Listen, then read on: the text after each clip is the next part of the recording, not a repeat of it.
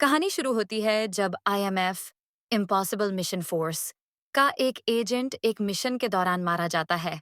उसकी हत्या के पीछे एक रहस्यमयी शख्स Kurt Hendricks code name Cobalt का हाथ होता है।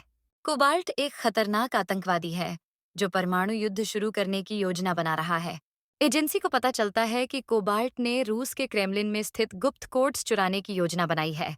इथन हंट, टॉम क्रूज, जो इस समय एक रूसी जेल में बंद है, को एक मिशन के लिए रिहा किया जाता है।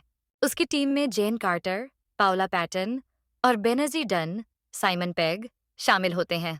टीम क्रेमलिन में घुसकर कोबाल्ट को रोकने की कोशिश करती है, लेकिन तभी एक बड़ा विस्फोट होता है।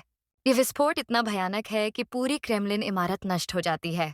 इस हमले के लिए रूस अमेरिका को जिम्मेदार ठहराता है और इससे दोनों देशों के बीच तनाव बढ़ जाता है। क्रेमलिन विस्फोट के बाद अमेरिकी सरकार आईएमएफ एजेंसी को भंग कर देती है। घोस्ट प्रोटोकॉल लागू किया जाता है, जिसका मतलब है कि एजेंसी अब आधिकारिक तौर पर अस्तित्व में नहीं है। ईथन और उसकी टीम को अब अकेले काम करना होगा, क्योंकि सरकार उनकी मदद नहीं कर सकती। ईथन को पता चलता है कि कोबाल्ट का असली मकसद है रूस और अमेरिका के बीच परमाणु युद्ध भड़काना। उसने एक रूसी उपग्रह से कोड्स चुरा लिए हैं, जिससे परमाणु मिसाइलें लॉन्च की जा सकती हैं।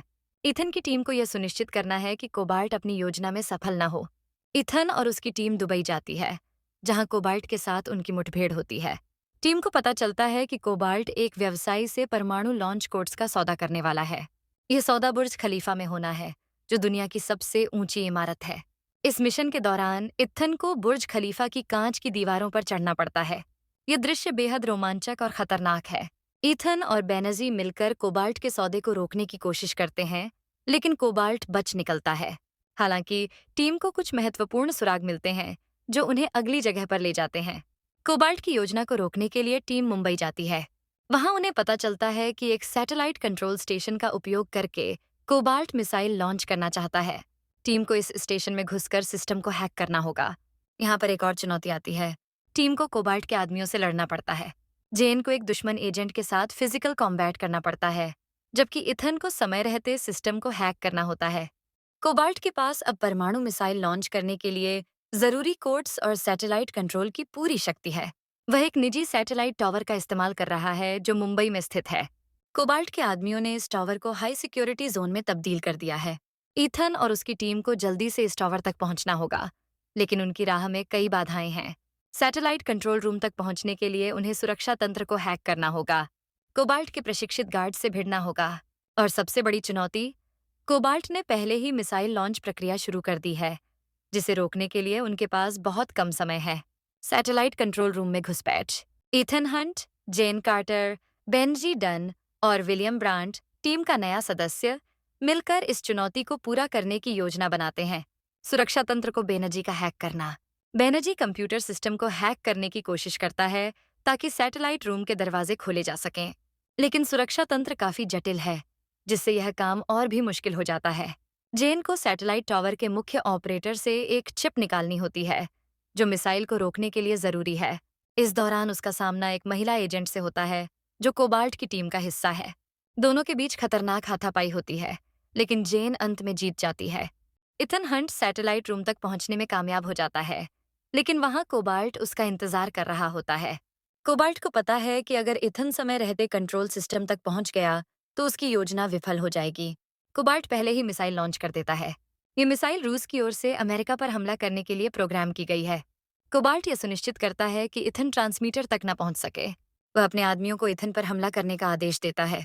ईथन और कोबाल्ट के बीच एक जबरदस्त फिजिकल कॉम्बैट होता है। यह लड़ाई सैटेलाइट कंट्रोल रूम और एक कार पार्किंग टावर के ऊपर तक जारी रहती है। कोबाल्ट ये समझ जाता है कि उसकी हार निश्चित है। वह यह सुनिश्चित करने के लिए कि इथन मिसाइल को डीएक्टिवेट न कर सके, एक आखिरी चाल चलता है। वह सैटेलाइट कंट्रोल रूम की ऊंचाई से कूदकर आत्महत्या कर लेता है। इथन के पास अब कुछ ही सेकंड है। उसे मिसाइल को रोकने के लिए रेडियो ट्रांसमीटर तक पहुंचना है, जो एक खराब हो चुकी कार में गिरा हुआ है।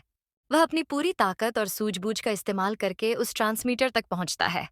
जैसे ही मिसाइल अमेरिका के एक बड़े शहर सैन फ्रांसिस्को पर गिरने वाली होती है, इथन आखिरी सेकंड में डीएक्टिवेशन सिग्नल भेज देता है। मिसाइल बीच में ही निष्क्रिय हो जाती है और समुद्र में गिर जाती है। कोबाल्ट की मौत और उसकी योजना की असफलता के बाद दुनिया एक बड़े परमाणु युद्ध से बच जाती है। ईथन और उसकी टीम का मिशन पूरा हो जाता है, लेकिन यह आसान नहीं था। पूरी टीम शारीरिक और मानसिक रूप से थक चुकी है, लेकिन उनके प्रयासों ने लाखों लोगों की जान बचाई। मिशन खत्म होने के बाद इथन अपनी टीम के साथ भविष्य के मिशनों की ओर इशारा करता है।